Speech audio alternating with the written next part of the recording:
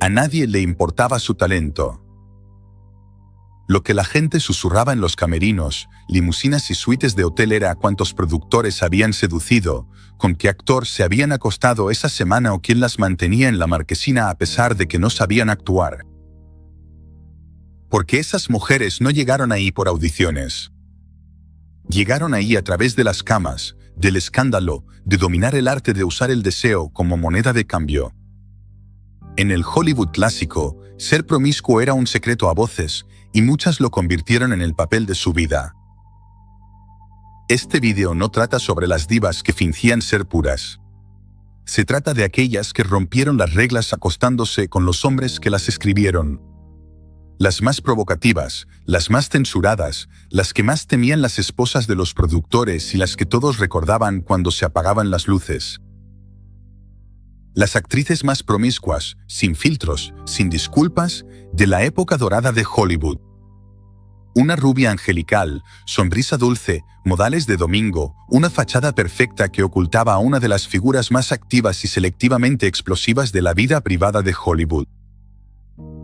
Virginia comprendió rápidamente que el sistema no premiaba a las buenas chicas, así que se convirtió en una actriz con un doble guión, el que entregaba al director y el que improvisaba en fiestas privadas, tras camerinos cerrados y giras de prensa donde los periodistas salían más sudados que informados. Un técnico de iluminación dijo una vez, Mayo tenía el poder de hacerte olvidar que estabas casado en 3 frases. Su encanto no era agresivo, era embriagador. Parecía ingenua, pero sabía exactamente lo que ocurría detrás de cada puerta cerrada de un estudio, y la mayoría de las veces, era ella quien las cerraba. Ella no era solo otra estrella. Era una advertencia en tacones, alta, mirada peligrosa, labios hechos para decir no mientras hacían sí. Estrella del cine negro y de bajo presupuesto, Beverly se convirtió en una especie de mito sexual entre el equipo, los productores y los actores que sabían leer entre líneas. En el set, solía dejar notas escritas a lápiz a mano en los guiones de los actores. Algunas decían, ensayo en mi camerino. No se requiere vestuario, otras solo tenían una hora y una dirección. Su carrera nunca despegó del todo, pero los rumores se esparcieron como enredaderas en un set húmedo. Una actriz dijo una vez, Beverly no quería el Oscar. Quería todo el estudio durante la noche. La veías y parecía imposible. Telenovela latina, belleza criada con un cuchillo entre los dientes. Su acento era tan afilado como su intención, llegar, robarse la cámara, y si el director venía incluido en el trato, bienvenido a bordo. En Hollywood, la llamaban peligrosa porque no pedía ni permiso ni perdón. Un productor de Universal juró que durante una semana de rodaje, Linda salía con el protagonista de día y con el jefe de vestuario de noche. Cuando alguien insinuó que eso podría arruinar su reputación, ella respondió, ¿cuál? La que ustedes inventaron. En su cama no había banderas. Su cuerpo era territorio neutral y su ambición indomable. Tenía una belleza sucia, carnal, como un escándalo tatuado en la piel.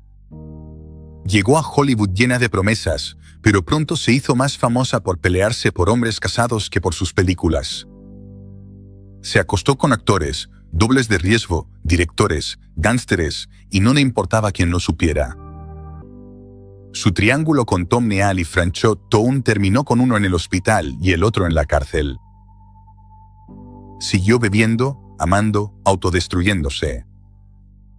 A los 39 años, trabajaba como prostituta en Sunset Boulevard, cobrando $5 por lo que antes daba a cambio de papeles protagónicos. Su rostro seguía siendo hermoso, pero sus ojos ya estaban muertos. Nadie en los estudios hablaba de ella, como si nunca hubiera existido.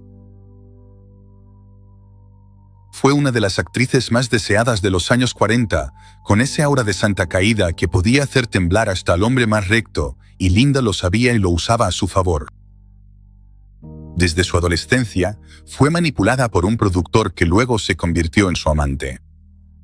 Después vinieron los directores, los compañeros de reparto, los jefes de los estudios. Todos querían poseerla, pero siempre era Linda quien abría y cerraba la puerta. Su reputación superó a su filmografía. No podía evitarlo. El deseo la seguía, y a veces, ella también lo perseguía. Murió trágicamente en un incendio en la casa de su exesposo. Algunos dicen que fue un accidente, otros creen que las llamas solo revelaron lo que ella había estado cargando todo el tiempo. Antes de ser la mamá vampiro más famosa de la televisión, fue una bomba sexual de bajo perfil pero alto voltaje. Llegó a Hollywood desde Canadá con curvas de pin-up y una actitud de «no me perteneces» que descolocaba a los ejecutivos. Los rumores la vinculaban con actores casados, músicos, incluso figuras del crimen organizado. Nunca confirmó ni negó nada. Solo sonreía. Filmaba westerns de día y de noche, se iba de fiesta con mafiosos. Una vez dijo, «He sido muchas cosas, pero nunca aburrida». Cuando los Monsters la convirtieron en un ícono familiar, nadie se atrevía a mencionar sus años salvajes, pero quienes estuvieron ahí sabían que Yvonne tuvo más amantes que líneas de diálogo.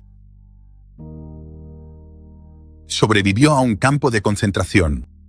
Esa era la primera línea de su biografía y la menos escandalosa. Después de escapar del horror, Ingrid Pitt se convirtió en la reina del deseo gótico británico. En los años 60 y 70, Hammer Films le dio un altar empapado de sangre y escotes pronunciados, pero ella ya era una maestra de la seducción. En el set, exigía temperaturas exactas en la habitación, velas y total privacidad. Supuestamente, uno de sus contratos incluía una cláusula de no usar ropa interior, un guiño al estilo, pero por costumbre, le encantaban los actores, productores y un diplomático casado con el que la sorprendieron en un balcón de Berlín. Cuando le preguntaron cuántos amantes había tenido, respondió, «Los suficientes como para no arrepentirme de nada».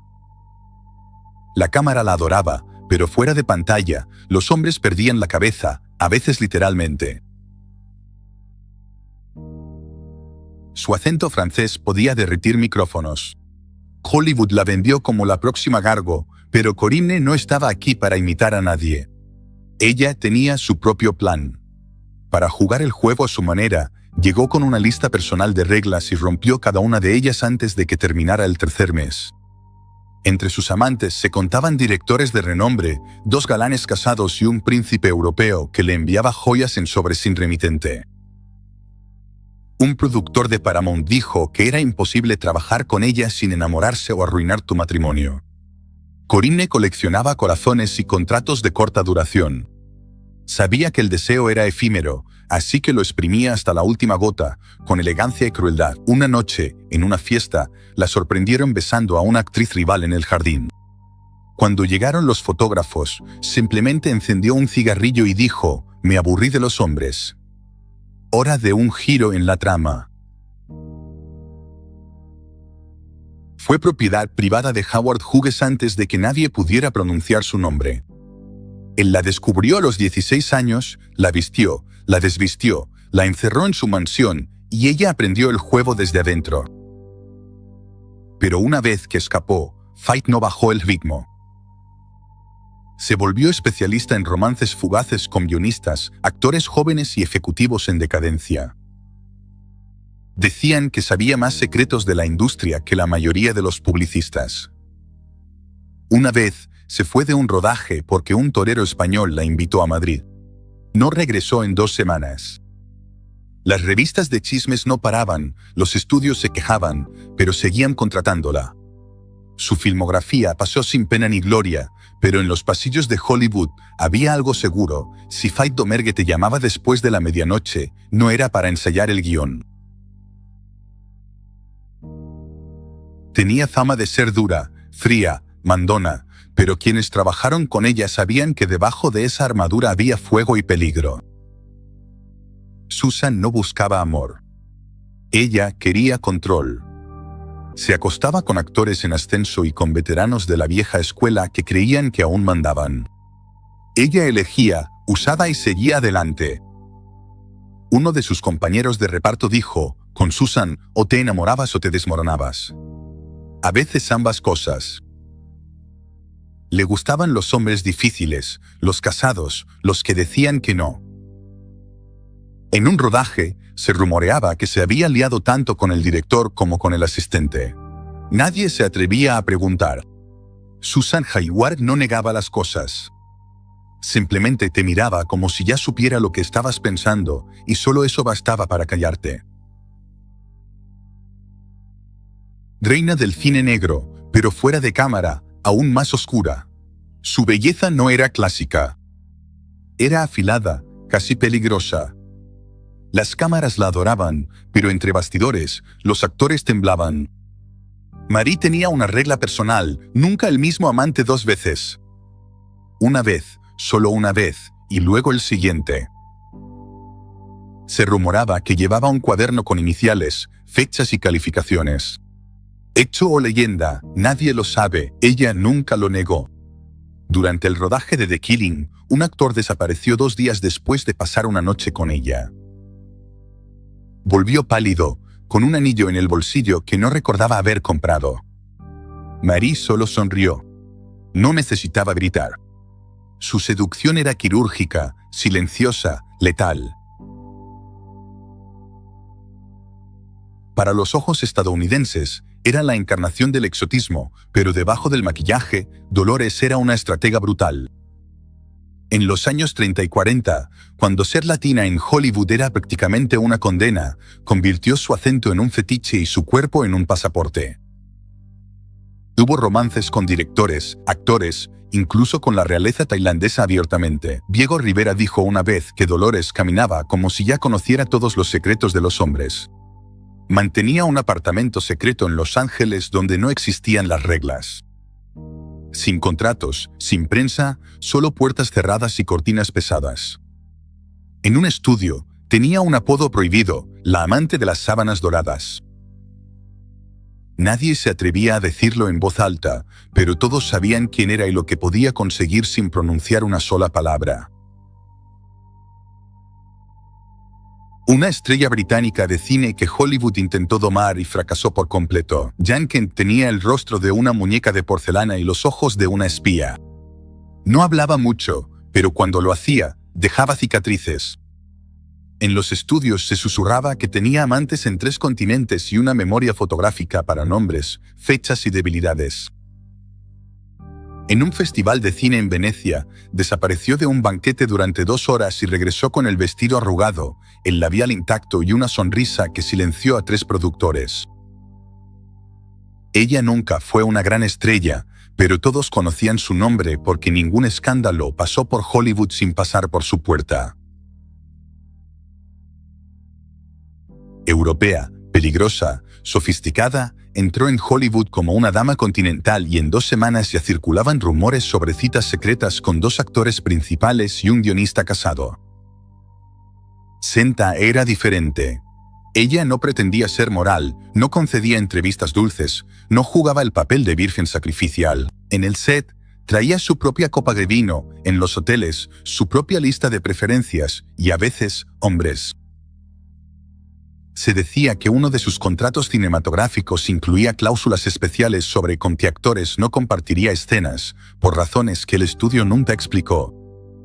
Cuando le preguntaron por qué dejó de trabajar en Estados Unidos, dijo: «Me cansé de fingir que no sabía lo que quería, y allá les da miedo una mujer que decide». Ella no actuaba, ella devoraba las escenas. Italiana por adopción, sueca de nacimiento y salvaje por vocación. Desde el momento en que apareció en La Dolce Vita, el mundo supo que había llegado un nuevo tipo de actriz, no alguien a quien desear, sino alguien ante quien rendirse. En Hollywood, su reputación era una tormenta con piernas largas. Amantes por docenas, incluyendo a 2 senadores, un cantante y un actor que terminó hospitalizado por agotamiento después de una semana con ella en Roma. Cuando los reporteros le preguntaban si los rumores eran ciertos, ella respondía: ¿cuáles? ¿Los aburridos o los interesantes? Una vez, se presentó en una entrega de premios con un vestido sin ropa interior y se fue con un trofeo que nadie recordaba haberle dado. Nadie preguntó. Nadie se atrevió. Algunos terminaron quemados, otros olvidados, unos pocos la adoraron en silencio. Pero todos sabían cómo usar sus cuerpos, su deseo y su presencia como armas de poder en un mundo que las quería obedientes, y eso era lo que más molestaba a la gente, que nunca pidieron disculpas. Hoy en día, podrían ser llamadas pioneras de la libertad sexual o tal vez simplemente mujeres peligrosas. Pero en su época, solo había una palabra que las seguía por los pasillos de los estudios, en las columnas de chismes y en los enredados periódicos de escándalos: promiscuas. ¿Y tú? ¿Conocías estos nombres que se esconden detrás de los reflectores, o pensabas que la promiscuidad en Hollywood empezó con Marilyn,